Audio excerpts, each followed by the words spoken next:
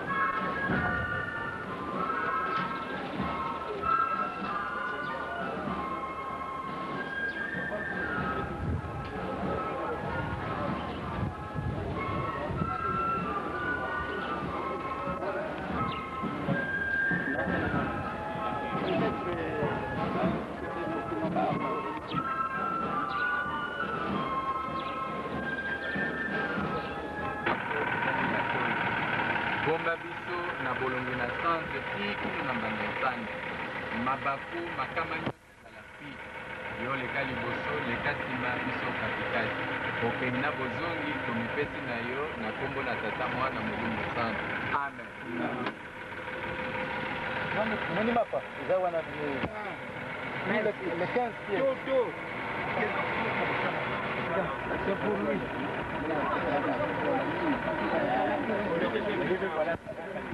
J'étais là.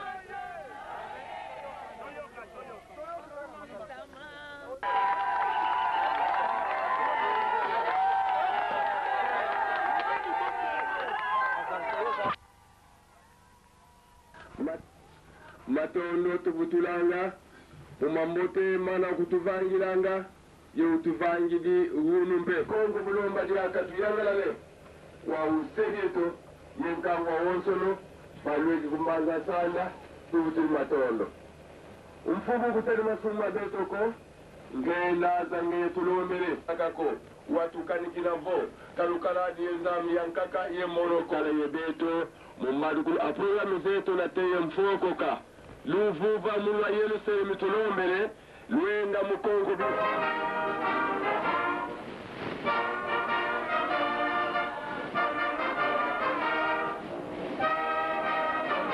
tusamba munazola kwengese ye mwane mwanda verela tufuka mwane muvutule fuda lya matondo kabele batatu balongo munankeba na kebele munalumbu kweba pe mufuku tuna kumbanza nsanda ituizidi bede luze bichu ndiye watu bazila tuka munantama karinge mfumu wetu Yesu Kristo ndiye mwana nzami wasisa wetu wazulu weza famu kumaki yetu ndiye watu dila mvutu ngele kubika fulu kuiza mkulutambula kuna ngena bensula kalako kansi alomba patata kalofilisile nsalisi yani mwanda luti yani sikavanga masudidi mana mabwa kuna yelo selemi tuterekelanga kibangi okana mpaska na wete mnange fumu Yesu ngetata simoni kimbamu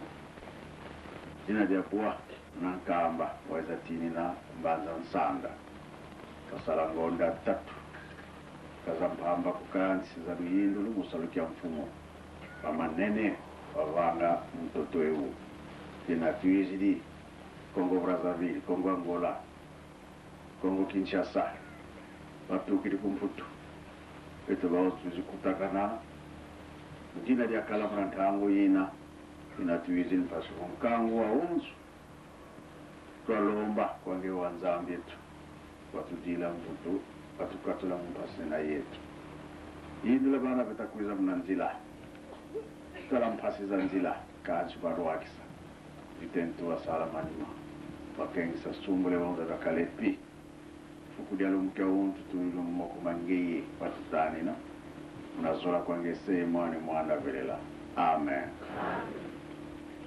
Kimbanyizi mewe Kimbanyizi mewe Kimbanyizi mewe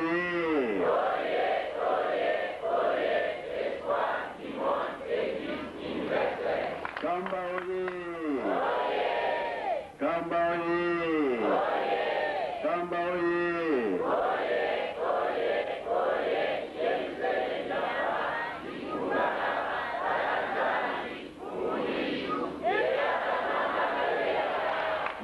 Sanda oye Bazan Sanda oye Bazan Sanda oye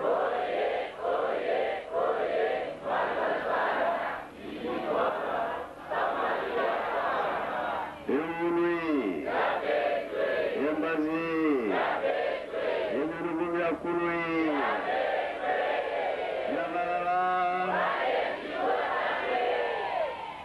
Mwankumbwa se ye mwane mwanda velela tunaikiesikia kingi wabetu tutombokele tuwizili mumbanze gizetu tuwizili pasimusanisina wanzambi yetu onsugulu wili mbazi maonsi twakale bimoko nzayenza za mpila mumpila zilulu akili mbanza nsanda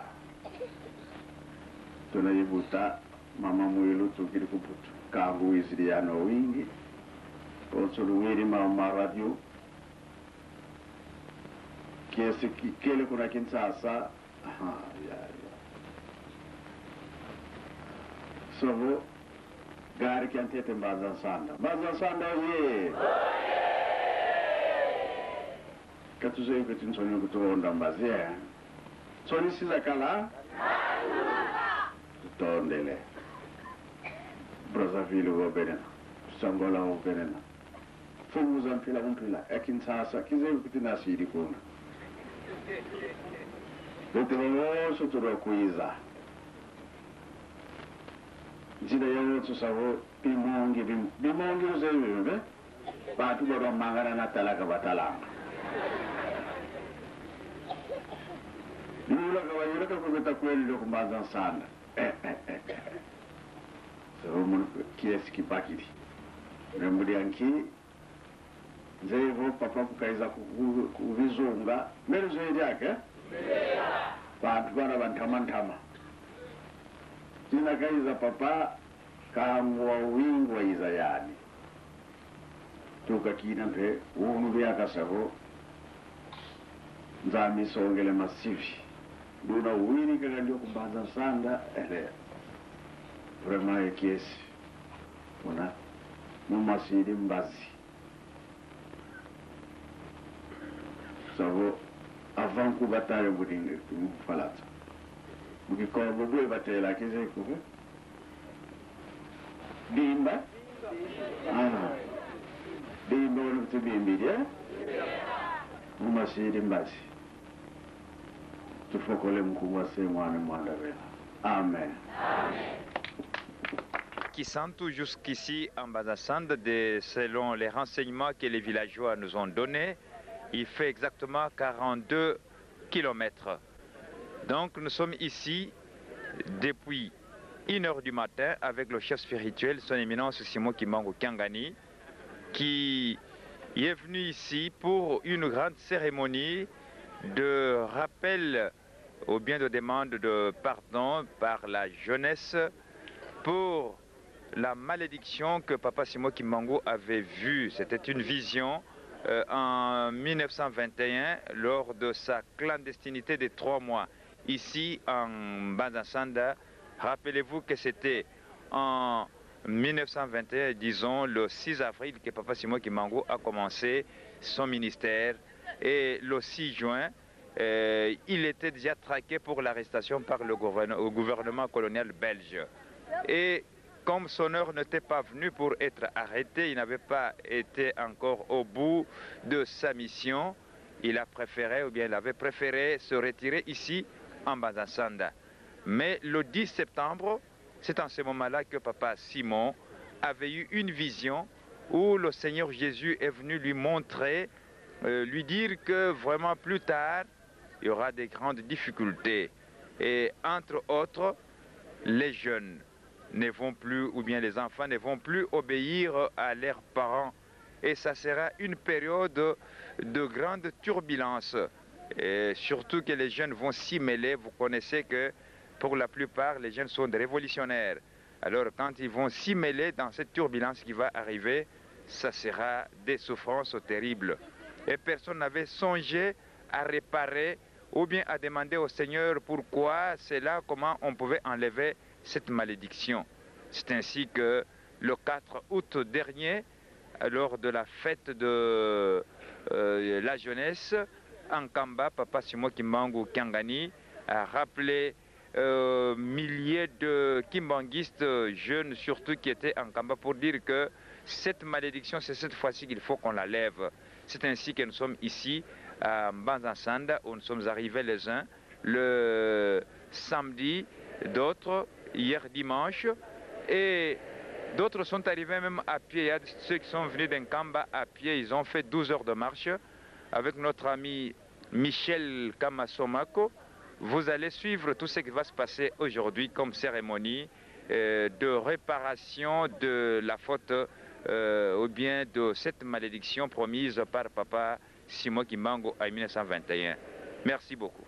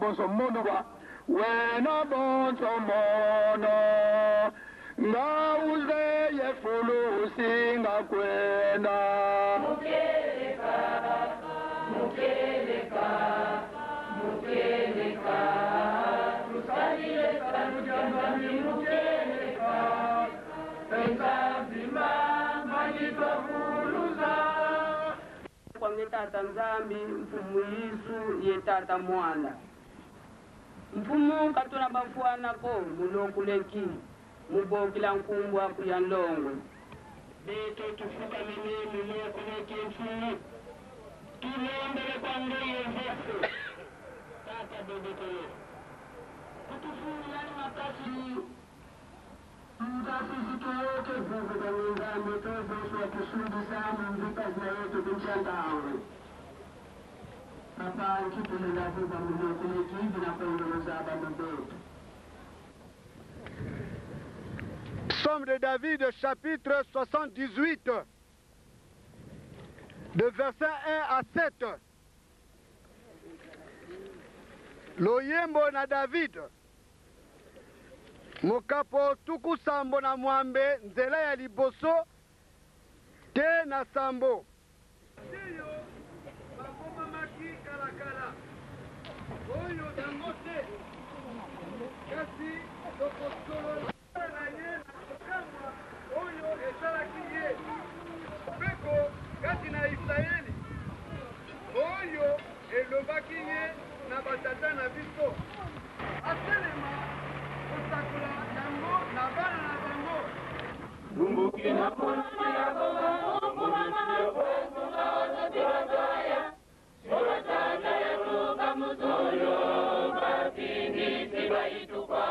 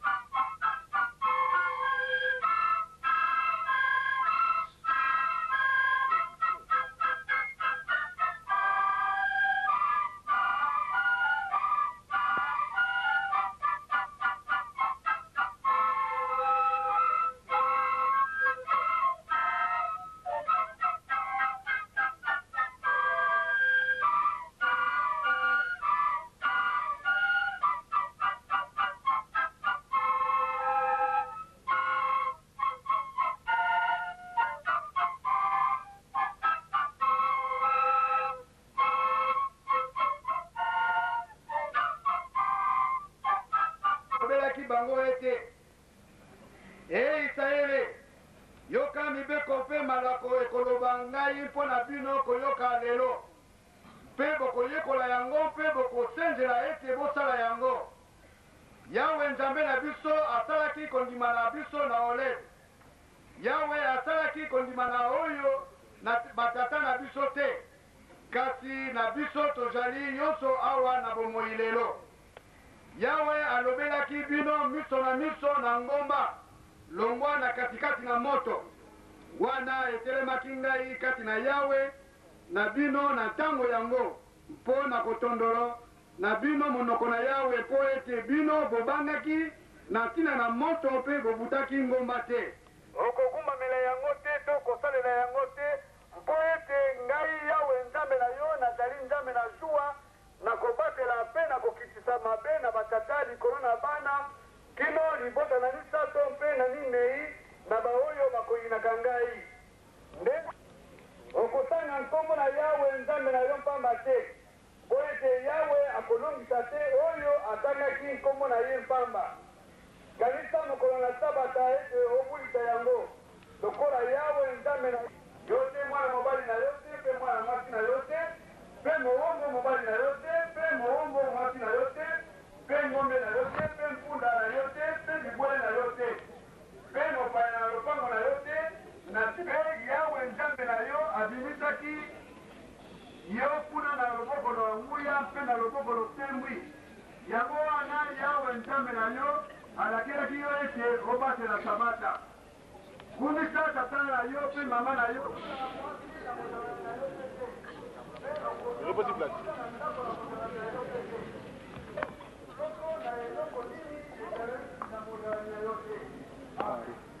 Nakombo ya tata mwana pelo nzambe. Basi mutu mbangu kianga ni mungu nzambe. Botondo botondi tongo bateli biso tumba tukumsana mkwa lelo. Tango wibote toko wakota andaba nzambe. Apale neza mkoro munene. Oyo bekisi bana bato kotokola kotosi kotokola kati ya mboka mpanyasani. Tosengi na yo, kite nyonso oyo ekolegaleka na kimia. Eza na kati ya maboko na yo, ebandi mpe suka na kombo ya nzambe.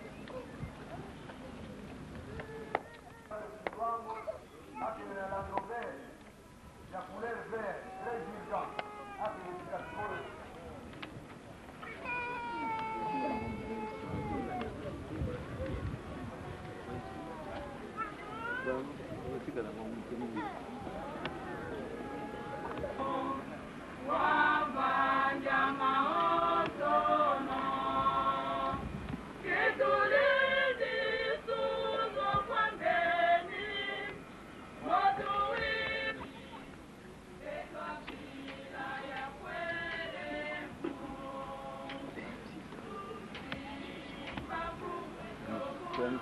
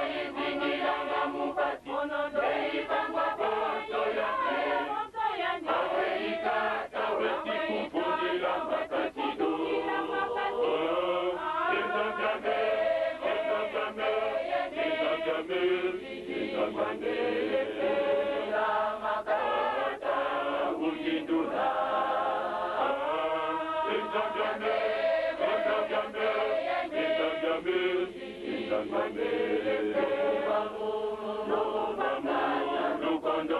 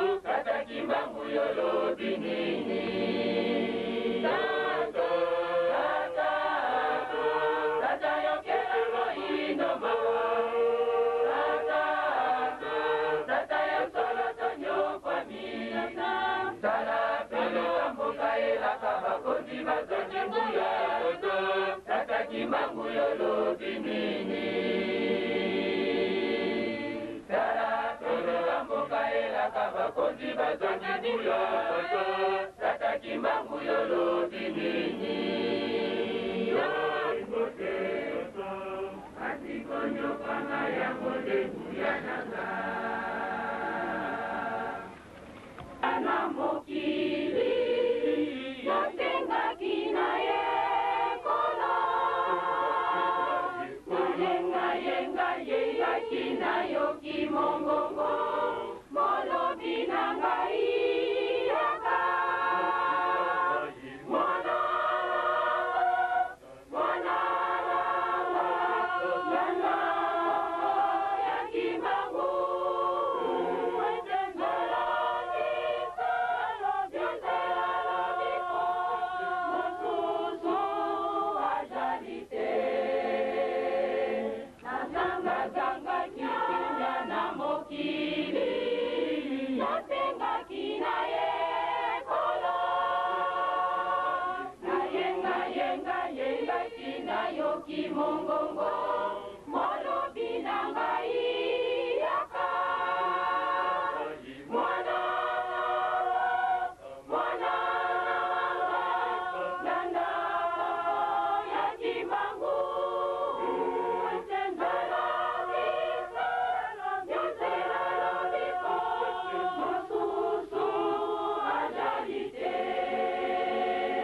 kimbangu kimbangu jadwina kimbangu yetela ya solo kimbangu kimbangu jadwina kimbangu yetela ya solo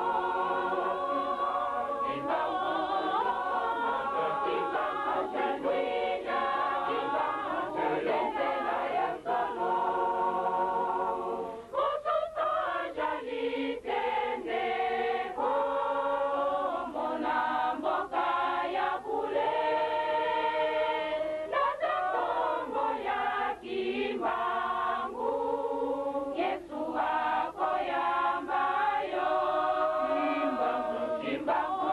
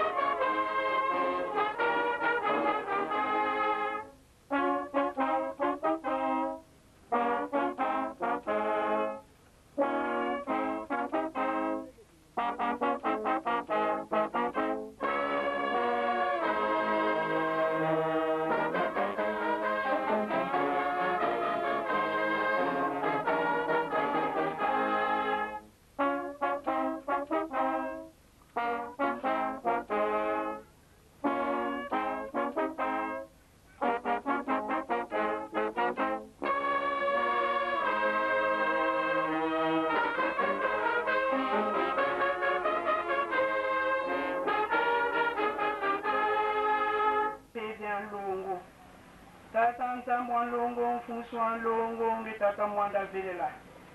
Tata tuvutire funda matondo kwa bena batatu banlongo. Munanke bampwena lutukebelenge. Tuga fukuna vimba tuga sumlogole kya. Chama tono ba tukufutura mnazo kunele songa walita bala ba kunchantangu. Ikankuwa penzi tuswa imfunka ukiza.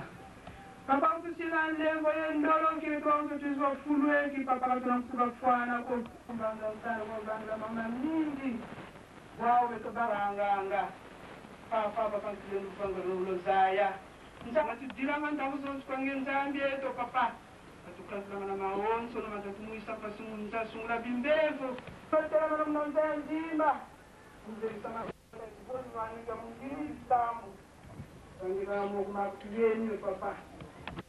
Kita malam itu kan sampai tu benda malam Joko, bukit kecil malam waktu itu fluid mesti tamulah mau papa. Kanan dombin pasti tu kan malam semua makan mana manusia orang kencan dia tu belum beli. Bukan mau semua papa, dong kita nanti. Mono impo suame so. Tata Zungu Kenaenda Banza Sanda Tansi Ulu Mwe Tansi Kata Wangu na Joko Mwana Mbe Tata Simu Kindangu Kiangali Mwanti Beto Kaza Bandombe Kata Visa Kukadito Mwanito Papa Jangenda Kule Setansi Jambu wa Vuva Kuna Mbanza Kongo Bata Judu Mbanza Kongo Yo, venayen tangu siya futuka. Tata mwana pemo liboso. Papa ya liboso to sengyo bolimbisi. Na mokolo mwalelo mokolo munene na bisobana na yo. Mokili mobimba oyo bayebi kombo na yo basili kosangana kobanda na tongo. Biso lelo ekomeli biso na mbanza nsanda. Papa nini tokoloba totondi lesengo. Ndenge outi koyoka mabondeli eleki na esika oyo. Kobanda na Congo Brazzaville, Congo Angola. Papa. Ngai mwana na bino nafukami na esika oyo mbala na ngai ya yango kokoma na mbanza nsanda. Mboka oyo toyoki yango tina mikili ya poto na États-Unis. Sangwe kei ya yo papa Simon Kimbangu. Oyo kangaka na mboka oyo biso banso toyebi yango. Le 10 septembre 1921 boyaka na mbanza nsanda. Bosali 3 mois bokoti mabondeli okangi makambo nyonso na kati na esika oyo. Lelo ezali hasard te. Kokoma na biso na mboka oyo. Ya solo papa tike tokumisama na yo pamba tozali nzambe. Oyoki kolela ya mama na papa. Kolela na biso ya mokolo na mokolo yo yebi yango. Tala pasi. Papa tolakisi yo pasi te. Kasi yo lobi bosenga. Bometa porte. Boluka. Ya mibandisi na ye. Kasi papa yo ozala makoki manso. Ozala makoki manso po longola ye. Omaki na yo epasuka te. olobi na biso mikoleko ya bouleversement kozala na kati na mokili mpe na kati na lingomba ya solo papa tomoni yango kasi toza na kobanga te tosengi opesa biso makasi papa Simoki Mbangu onyokwamaki wana ezalaki mindele batondi na mayele ya ndenge na ndenge eleki biso kasi soki yo mitikaki na boloko oyebaki ntina basali makambo nyonso po ete bakoka koboma yo kasi moto akokaki koboma yo te wana mayele ya mindele lelo mosala na yo papa omoni ndenge yango ekomi kasi toza na elikya yo nzambe kolonga papa Simoki Mbangu olongaki mama Mwilo olongaki bapapa bino misato bolongaki bongo biso tolonga te mpona nini yango wana nzambe na biso tiki tobongisela biso toye na mboka oyo etala nzela toyeli pasi ndenge moko papa Mfuma Longo olobaki ete outi kolota ndoto balakisi yo ke nzela ya nzambe ezali pasi ya solo papa ezali pasi nzela oyo soki oza moponami te ya solo ko kozongela na nzela mi biso bana na yo ndenge olobaki ete tosalaki na yo na likolo biso kape toyaki na mokili omemi biso komisi biso na esika oyo tika nyonso tokosenga na esika oyo nyonso tokosala papa Simoki Mbangu toza na eliki ete kokóma na biso awa yo kofungolela biso banzela nyonso satana akanisi ete ye alongi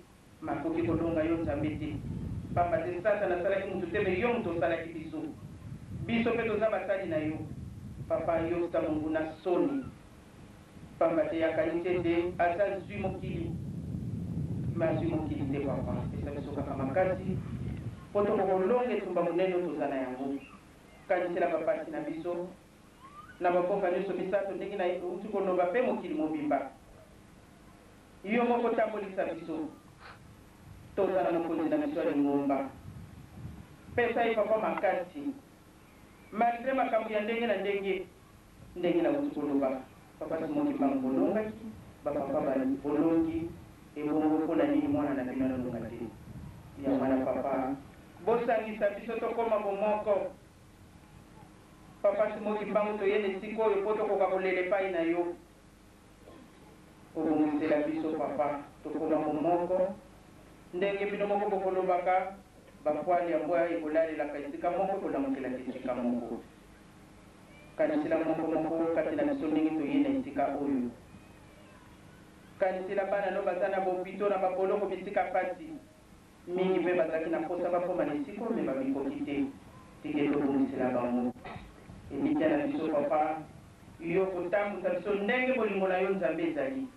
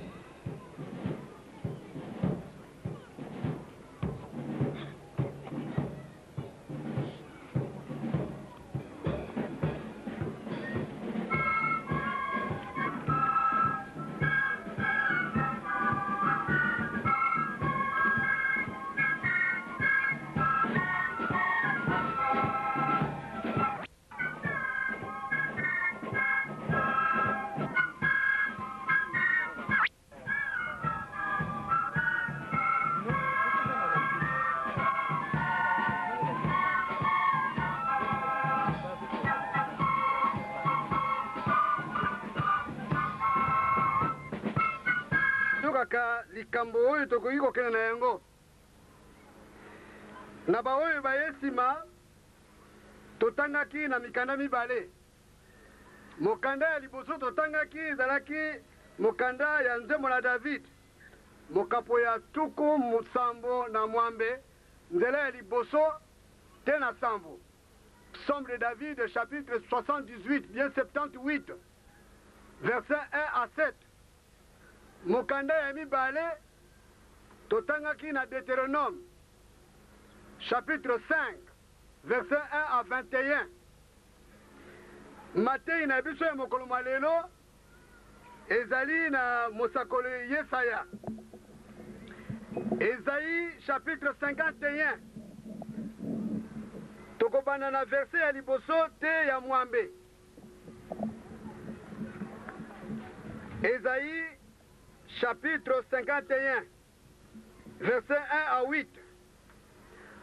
Soki tozwi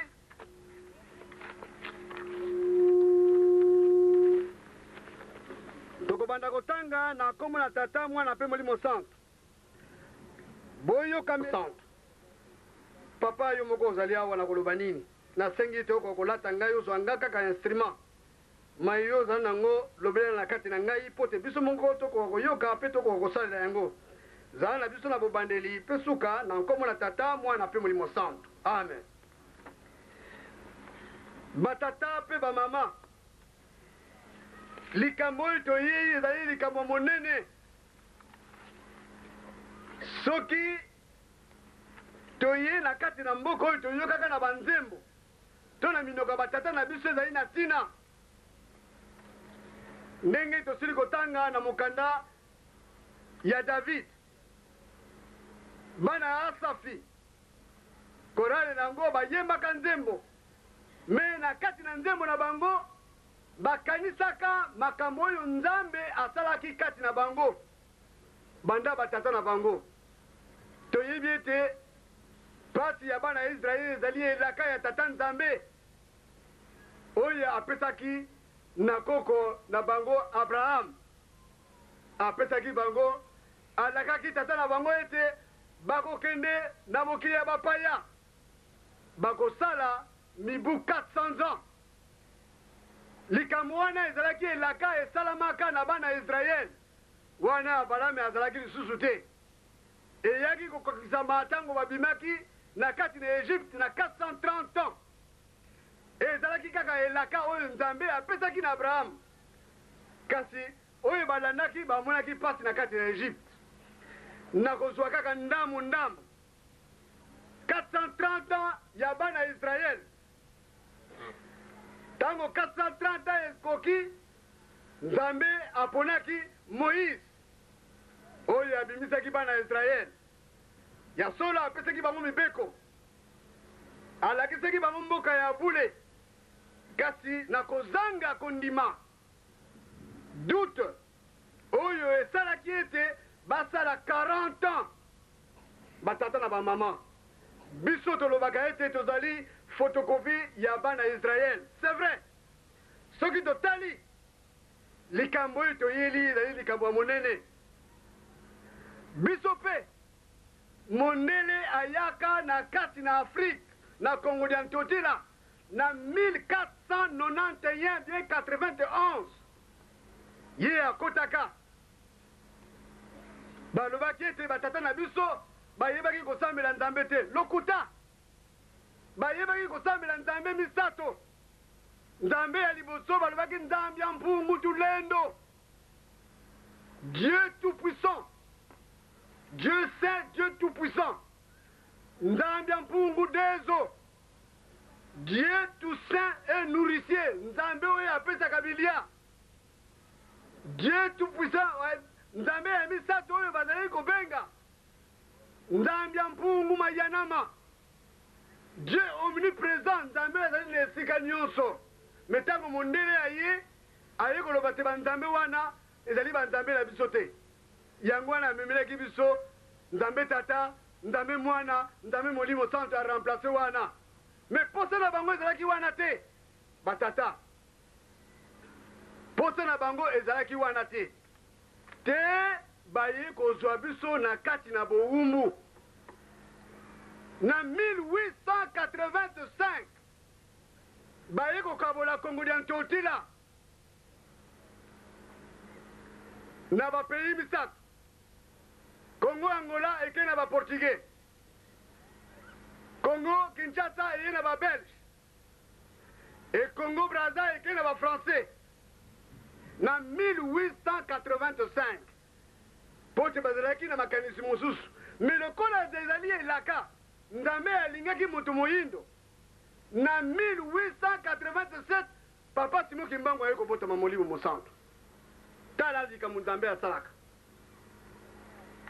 monguna asali plan na ye me na plan wana nzambe mpe asali plan na ye mpo na kobikisa bato na ye e soki totali banda oyo mokolo oyo papa Simon Kimbangu abandaki mosala na ye de 1491 na 1921 toyaki kokokisa 430 ans oyo ya pasi oyo moto moyindo akomaki na conscience te ntango papa Simon Kimbangu abimi ayebi te nazalaki na pasi kasi bayokelaki ye te toyei kozwa lipanda na 1960 me tobosanaki ete papa Simon Kimbangu ye nde moto azwaki lipandasi wana lokola tobosanaki tala lelo oyo 43 ans de l'impasse politique kaka boy ndenge moko na bana Israel lokola bakokaki kondima mibeko wana epesamaki bango te balingaki kolanda maye bateyaki bango te basalaki 40 ans na désert biso tobakisi déjà 3 ans tokomi na 43 ans batata bamama likambo ya pasi ezali kaka elaka ndenge nalobi nazali kokende mpo na kokata na kati na internet tozwaki mikanda oyo bato banganga mayele bazali kotala balobi ete likambo wana ekangami na papa Simon Kimbangu soki tokotala makambo wana te biso bayindo tokomona kaka pasi nazali kaka na extrême oke na kotanga mpo te tokokosisa mateye na biso yango ezalaki le 10 septembre samedi le 10 septembre le samedi le 10 septembre 1921 fut un jour spécifique pour l'homme noir. Tout au début de culte matinal vers 9h, le prophète Simon Kimbangu entre dans l'enclos à Rameau. Son visage est grave. Et Zalaki, le 10 septembre, papa Simon Kimbangu a outi na beko, a koti na kati na ndako nzambe, nama wanyos. Il s'adressa à la foule à ce terme. Mes frères, l'Esprit est venu me révéler que le temps de me livrer aux autorités est arrivé. Bande konangai, molimo yebisi ngai te, tango na ngai ya kokangama na bakonzi ekoki. Tenez bien ceci, avec mon arrestation commencera une période terrible. Na bokangami na ngai, pasi ya makasi ekobanda. D'incisive persécution pour moi-même, pour un très grand nombre de personnes. Il faudra tenir ferme, car l'Esprit de notre Dieu Tout-Puissant ne nous abandonnera jamais. Malamu motema makasi, pote molimu na nzambe na biso ekoki kotika biso te. Il n'a jamais abandonné quiconque se confie à lui. Nzambe atikaka moto ya mipesi na yete. Les autorités gouvernementales vont imposer à ma personne physique un très long silence, mais elles ne parviendront jamais à détruire l'œuvre que j'ai accomplie. Bakonzi na l'État bakosala nyonso mpona komonisa pasi na nzoto na ngai mpona koboma eloko oyo esili kosalema lokola euti na nzambe ekoki kokufa te. Certes, ma personne physique sera soumise à l'humiliation, à la souffrance, mais ma personne spirituelle se mettra au combat contre les injustices sémées par le peuple du monde de ténèbres qui sont venus nous coloniser. Nzoto na ngai oyo ekomona pasi, mais nzoto na ngai molimo ekotambola ekobundisa bango baoyo baye komonisa biso pasi. Car j'ai été envoyé pour libérer le peuple du Congo et la race noire mondiale. Parce que batindaki ngai mpona kolongola peuple ya Congo na kati na pasi et mutu moyindo na kati na mokili mobimba. L'homme noir deviendra blanc et l'homme blanc deviendra noir. Mutu moyindo akokoma mondele, mondele akokoma mutu moyindo. Car les fondements spirituels et moraux tels que nous les connaissons aujourd'hui seront profondément ébranlés. Makambo tomonaka ya molimo no ezali na biso ndenge tomonelaka yango na mikolo koya yango ekobulangana. Les guerres persisteront à travers le monde. Le Congo sera libre et l'Afrique aussi. Bitumbe kozala na kati na mokili et Congo et Kozala libre na Afrique. Mais les décennies qui suivront la libération de l'Afrique seront terribles et atroces. Nabamvulo et Kolanda, pasi et Kokota nakati na Afrique, pasi ya makasi, car bakosale la pona mondele kaka. Un grand désordre spirituel et matériel s'installera. Désordre ya mulimo na ya matériel et Kokota nakati na mu. Les gouvernements de l'Afrique entraîneront sur les conseils des Blancs leurs populations respectives dans les guerres meurtrières et s'entretueront. Ba gouvernement en Afrique et comme ma batuna katina bitumba et tokobomana. La misère s'installera. Pas si kokota na katina mokili. Beaucoup de jeunes quitteront l'Afrique dans l'espoir d'aller chercher le bien-être dans les pays des Blancs. Ba jeunes mingi ba kolongwa na katina Afrique. Ba kokende na mboka bapaya. Ils parleront toutes les langues de blanc. Parmi eux, beaucoup seront séduits par la vie matérielle de blanc. Nakati na bango, mingi bakobunga na tina na vie oye bamuni na bamindele kuna. Ainsi, ils deviendront la proie des blancs. Bakokoma misuni ya bamindele. Il y aura beaucoup de mortalité parmi eux. Bakati na bango mingi bakokufa. Et certains ne reverront plus leurs parents. Il faudra une longue période pour que l'homme noir acquiert sa maturité spirituelle. Il faut tango molai pote moto moyindo azwa bomoto ya molimo. Celle-ci lui permettra d'acquérir son indépendance matérielle. Kaka bomoto wana ne akozwa indépendance indépendance matérielle. Alors s'accomplira la troisième étape. Dans celle-ci naîtra un grand roi divin. Tokobanda, troisième étape, Yangonde, Mokonzi Monene, Akobotama, Mokonzi Nzambe.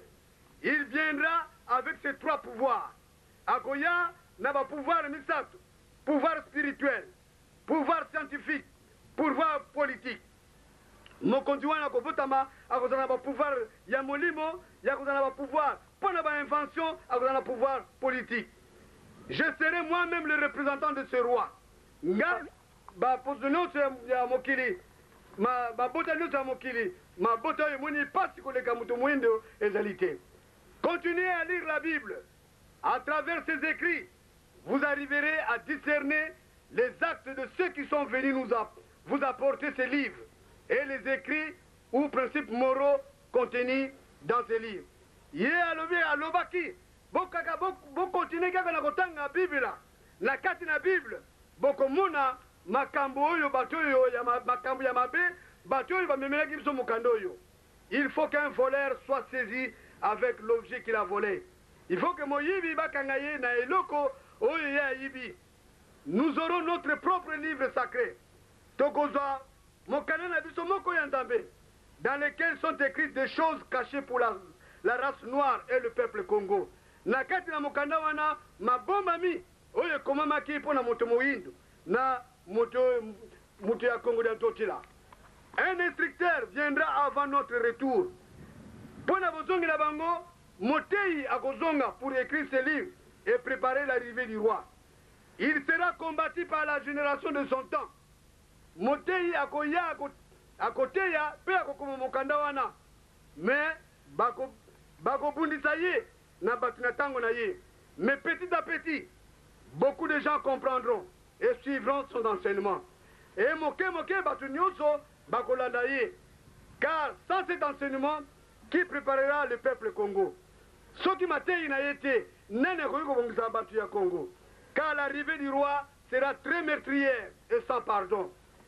Boye ya mokonziwana et kozala boye moko sans pardon et liwa et kozala. Alors, il faut que le peuple Congo soit instruit avant cet événement. Il faut que le peuple Congo bataille avant Makamouane Koma. Vous ne savez pas encore ce qu'une guerre spirituelle. Boyebite, Bitumaye Molimo, quand le peuple Congo commencera à se libérer, tout pays qui osera attaquer le Congo sera englouti sous les eaux. Sont envoyés par le Père Tout-Puissant. Nanotoyebi, makati ya mutoyo batindi na kati ya mokilite. À quoi sert l'homme de s'attaquer à Dieu? Le jour de sa mort, même s'il savait beaucoup de biens matériels, il n'a même pas le temps d'arranger son doigt.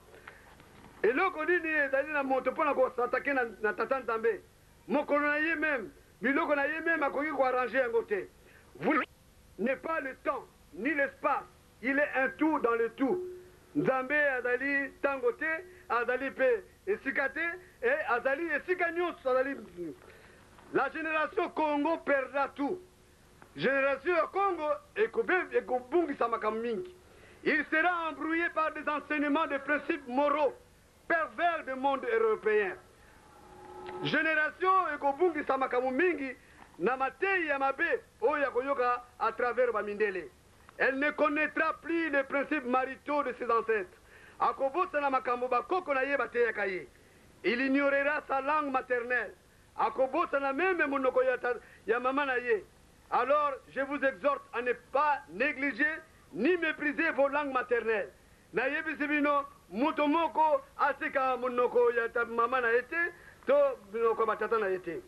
Il faut les enseigner à vos enfants. À vos petits-enfants. Car viendra un temps où les langues de blanc seront oubliées. Dieu le Père a donné à chaque groupe humain une langue qui sert comme une alliance de communication. Nzambe tata a fait ce qui montre monoko na ye pour na koyoka na ye. Tala ba tata na ba mama likamboyo e monani na kat na internet bat bazali ko zela. Lelo ngana yo toye na likamboyo. Tata bana Israël bateya ki yango na bana na bango na batekolo na bango. Yo lobini. Esaïe a lobi na biso alobaki na bana Israël. Abraham azali tata na bino yem zabota ki bino. Sarah azali mama na bino yem zabota ki bino. Boyokela ye yende mutu akomema lobiko na bino. Tata lelo yo ye moko azongeli biso. Ye moko alobaki yango tala pasi makamu mingi se monani. Bakomi yango na kati na internet. Batu bazali ko luka. Il faut toyeba makambo ya papa Simon Kimbangu alobaki to senga pardon. Lelo yo ngana yo tomemani awa. Pona nini? Pona likambo wana ikanga maka na 21. Tango papa Diangenda ayaki awa. Salaki 42 ans. 42 ans. Siko yemoko azongi de 1921 à 1963. 42 ans. Wana boyei ya mibale ya papa Simon Kimbangu na kombo ya papa Diangenda Kuntima. Sikoyo de 1963 à 2003, 40 ans. Pona nini kaka 40 ans batata na ba mama. Ezali elaka ya Nzambe. Lelo yo ezali chance na biso. Lelo yo ezali libula na biso.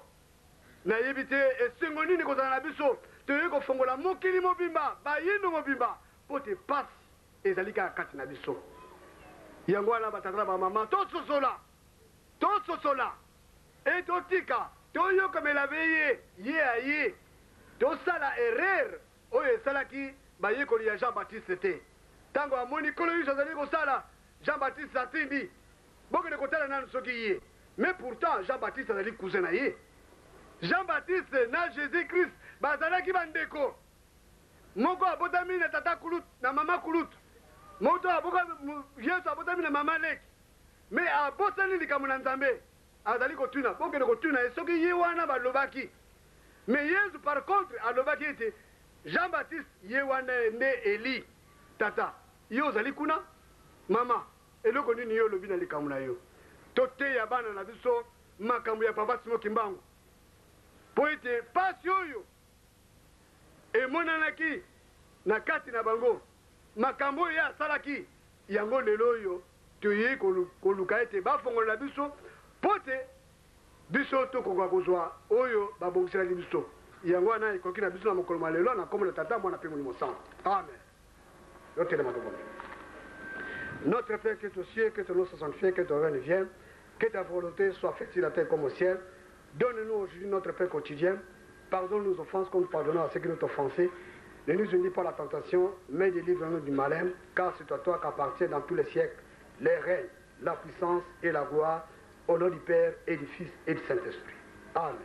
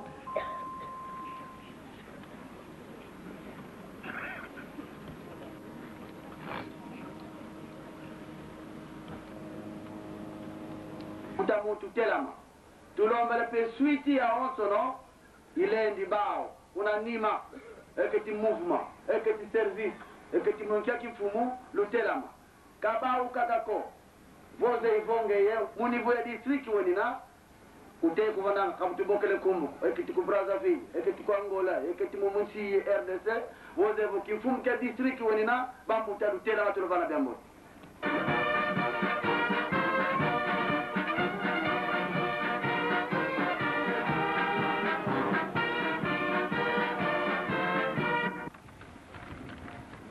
Onkombo ya tata mwana pe molimo centre. Mbanza Sanda oye. Na kombo ya tata mwana pe molimo centre tozokende na biso na lombangu na tina na mokumba na fete enene tozena yango lelo.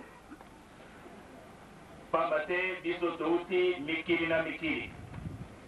Soko totali baninga na biso bauti Paris. O tokolakisa bango bazali 26. Pour la ticket pour la rien, vous allez $1050 pour $27,000. Pour Bakoma, na Bandasan. So tali maninga na biso o balakisi biso pour balouer bamitu.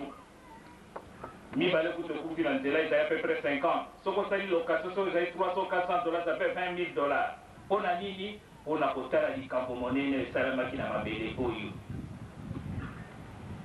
Soko moni kouta Kinshasa tia papa Fumwalongo azalia wa banda 15h45 outi Kinshasa ayo kuma na 0h40. Donc 9h45 donc ozu avion okomi na poto ozongi oyo okomi na mbala sanda te pamba te likambo izaliawa. Inki zikaka tia wa izali 40 km. Tosali yango 7 heures du temps pour la baseo. On a nini likambo monene ezali awa. Mama diangenda mwila lobi mais 7 heures du temps na zui avion na komi na ngana Paris mais yo moto mingi okoma okomi na note. Suite na programme na biso yango oyo. Soki topesi mbote na bakulutu bazali awa. Pe topesi mokonzi ya mabele leta oyo azali awa mbote. Yepe akozana liloba kopesa pamba te yenda zali l'État. Administrateur territorial assistant na biso. Simana yango songo mbote pesami pona kombo ya 3 collectivités. De révérend Zinga Kisukulu akoya kopesa maluba. Simana yango na tina ya ba jeune mpona likambo monene oyo toyebi oyo mokonzi ya mbula abengeli biso awa. Papa Dina Emmanuel akoya kosala discours to akopesa maloba na mokonzi ya mbule mpona ntina mokolo mwa lelo.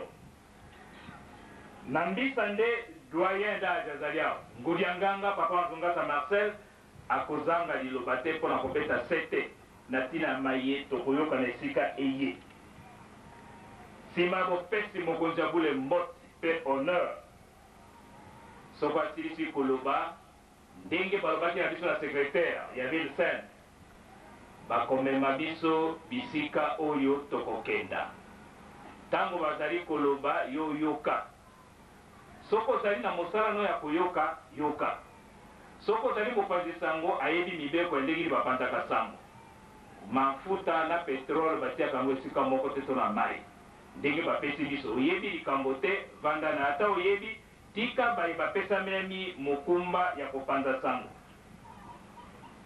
Eza kokama te pamba te biso bantu ozali awa tokokani te yango wana nsima ya kotala bisika wana ya kosala programme mokonzi ya mbula kopesa tokozonga awa mpona ntinsani mpona kozongisa lokumu epe na tata nzambe. Nsima na ntinsani nde tolali awa mokonzi ya mbula alobi boye mutuka moko ekozonga lelo te lobi na ntongo ezala 5h du matin nde tokozonga. Toyokani ezali maloba etinda mokonzi ya mbula. Soko toye awa tina ezali. Soko tokangamaki na bazelo tina ezali. Mingi ezalaki omoni soko tokei na nzela batata masala bazali awa zamba me mutuka ekufi okomona kaka bamilise babeti miziki pamba te toyebaka tina te makambo bazali koya. Siko tokoba na ndenge ya programme na biso. Tozali awa na bakonzi ebele na biso baso toye awa. Malamu toyeba toye kosala nini na Mbazasanda. Atindaki batindami po ete balongola biso bato na libula ya moyini satana o Lucifer bandaki banda kokwesa koko na biso Adam et Ève. Yango epesaki ba jalousie. Pona nini Lucifer alobaki yo nzambe na likolo ngai awa na se nzambe aponaka ntango iso moto moko esika ya lingezana na este na oueste mpona nini amema bandimi na ye to bao banyonso bapengwi abazongisa bango na nzela. Yango ezalaki jalousie. Ndenge toyebi makambo manso malekaki kolo yesu ye moko bali na Mbazasanda kolo mabele mpe azali. Yango wana tozali kosenga na tata administrateur assistant M. Simon Matondo akoka kotelemela biso tokopesa ye mbote. Papa, mettez-vous debout. Na suite na yo nyonso paki.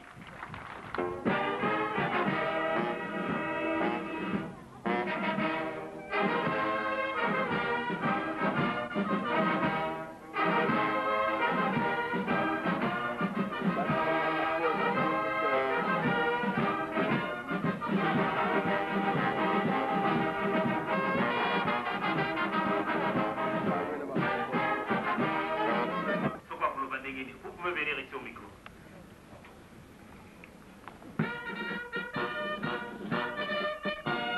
Arrivé ce dimanche 14 septembre 2003, qui coïncide avec votre visite pastorale et ecclésiastique à Mbazasanda, est un grand honneur pour le ressort du poste d'État d'encadrement administratif de Zongo. Ainsi, nous saisissons cette opportunité pour présenter à vous-même et à toute la délégation qui vous accompagne nos sincères et vifs remerciements.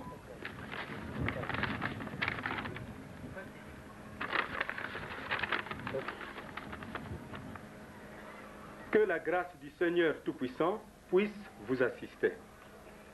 Zongo est synonyme au centre de production de la SNEL. Il est aussi le siège du ressort du poste d'État d'encadrement administratif qui a la charge de la gestion administrative et politique de 3 secteurs, à savoir Lunzadi, Gombe Matadi et Ntimansi y compris la cité sainte d'Enkamba. Son Éminence, chef spirituel de l'église kimbanguiste et représentant légal, chers frères et sœurs, fidèles de l'église kimbanguiste, mesdames, mesdemoiselles et messieurs, distingués invités, Mbanzansanda, qui se situe dans le groupement de Tindunga, secteur de Lunzadi, territoire de Mbanzangungu dans le district de Katarat, à quelques 14 km du centre de production de l'ASNEL Zongo, siège du poste d'état d'encadrement administratif, demeure un grand village. Une grande mission kimbanguiste, le lieu de la révélation de l'arrestation par nos colonisateurs belges de feu Simon Kimbangu, le prophète et le fondateur de l'église kimbanguiste. Tout comme la ville sainte d'Enkamba, Mbanzansanda reste un site historique, touristique et ecclésiastique, non seulement pour les kimbanguistes, mais pour tous celui qui s'intéresse au savoir. Nous garderons encore longtemps en mémoire que fait Simon Kimbangu, le prophète et fondateur de l'église, dont il est question ce jour, était lors de son existence très attaché à ces deux sites, à savoir la cité sainte d'Enkamba et Mbanzansanda, tant pour ses méditations que pour les autres activités pastorales.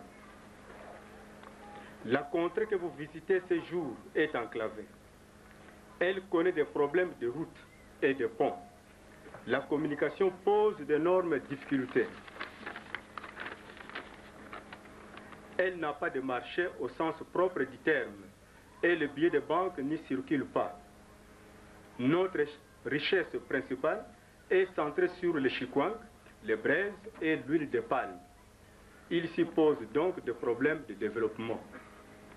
C'est ainsi que nous avons entrepris la tournée de sensibilisation à travers le village, groupements et secteurs de notre ressort pour ramener la population aux travaux champêtres, source de toute richesse et de tout développement.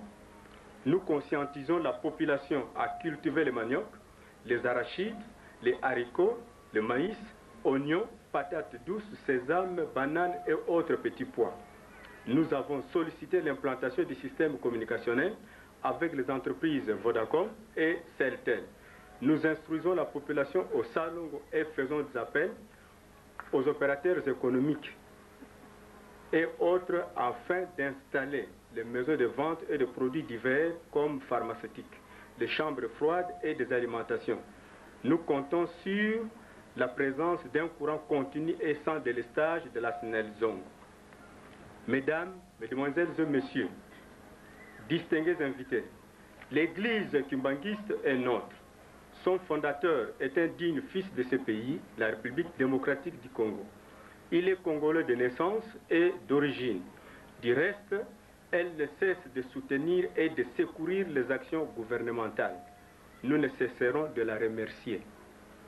Certes, nous avons brièvement parlé de nos réalités et de nos difficultés comme possibilités. Nous comptons sur la qualité de notre sol et la volonté exprimée de la population. Nous sollicitons le soutien de notre chère Église.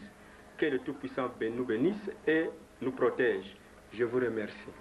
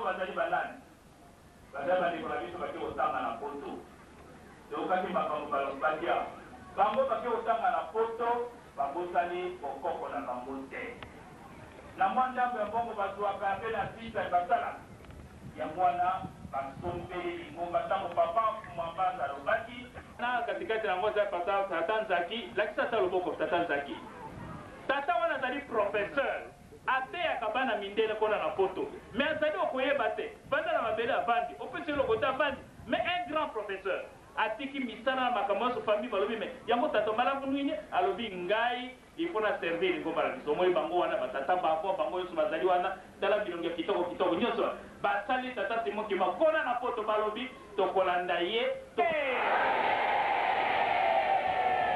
poto abise na protocole te en tout cas esengo oyo ezali kaka ndambo ntango tokoma na nkamba mpo lelo ezali presse na molimo to merci beaucoup Faki accompagnez-le